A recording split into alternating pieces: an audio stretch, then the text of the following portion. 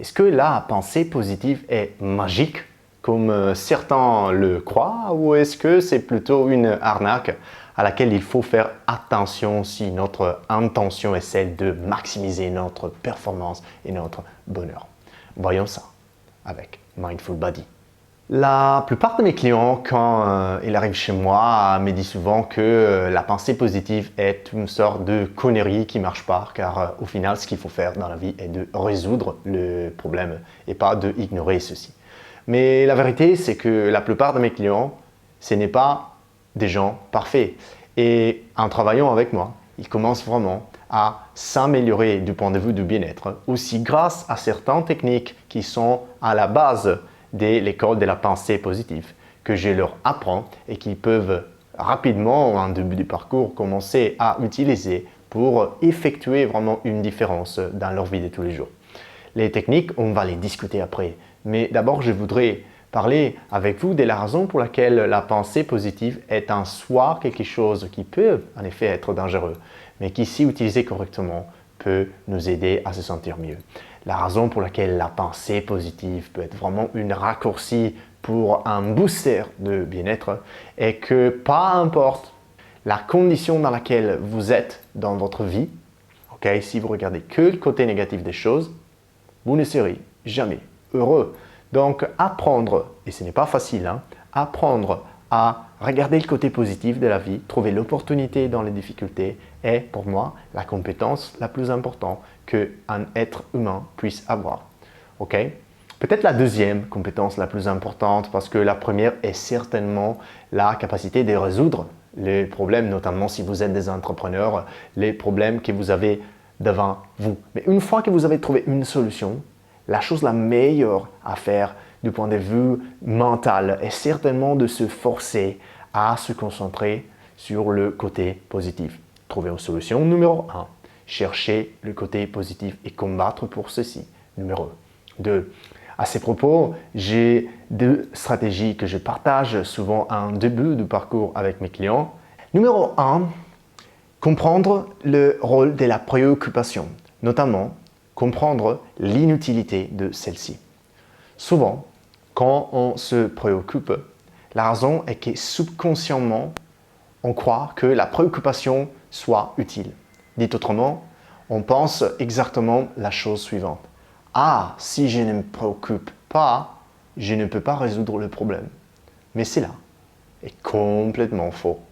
En fait, une fois que vous avez trouvé une solution à la problématique à laquelle vous faites face, la meilleure chose que vous pouvez faire est de complètement arrêter de vous inquiéter. Ne jamais, dit autrement, vous préoccuper. Ne pas laisser de la place à la préoccupation. La préoccupation doit constituer moins que 1% de votre vie. La plupart du temps doit être passé à apprécier ce que vous avez et à vous améliorer, résoudre les problèmes, dépasser vos objectifs et les atteindre l'un après l'autre. Mais la préoccupation sert à rien. Il y a 2 millions d'années, la préoccupation pouvait avoir une utilité. À l'époque, si je ne m'inquiétais pas, si je ne me préoccupais pas, je mourrais. J'allais me faire bouffer, j'allais me faire tuer. Mais maintenant, les choses sont complètement différentes. Et si je passe mon temps à identifier assez rapidement les problèmes et les résoudre, et ensuite je concentre la plupart de mon temps à dépasser mes objectifs, les atteindre et profiter de la vie, je utilise ma vie d'une façon drastiquement meilleure que quand je me préoccupe. Dit autrement, se préoccuper est complètement inutile. Donc comprenez ça et faites un exercice qui consiste à ne pas vous préoccuper. Pendant un mois, l'exercice sera fou, il sera complètement bizarre parce que vous êtes habitué à vous préoccuper. Mais cet exercice, cette idée de ne pas vous préoccuper pendant un mois changera votre vie. Le deuxième conseil que je vais vous donner est un peu lié à ça et est d'être reconnaissant par rapport à 5 choses que vous avez aujourd'hui, pas hier, pas que vous aurez demain. Qu'est-ce que vous avez aujourd'hui qui vous plaît? La musique, un business qu'il y a 3 ans, vous aurez rêvé d'avoir. Un ami qui est extraordinaire, le soleil. Pourquoi pouvez-vous être reconnaissant? Faites un effort, combattez pour trouver quelque chose qui vous plaît tous les jours, notamment quand vous n'allez pas vraiment bien. Vous serez super satisfait de cette tactique qui a l'air banale, que l'on pense déjà d'être en train de mettre en place, mais qui est en réalité une raccourci pour le bien-être. Et avant de terminer cette vidéo, un conseil pour mettre en place les tactiques desquelles on a discuté. Soyez persistant.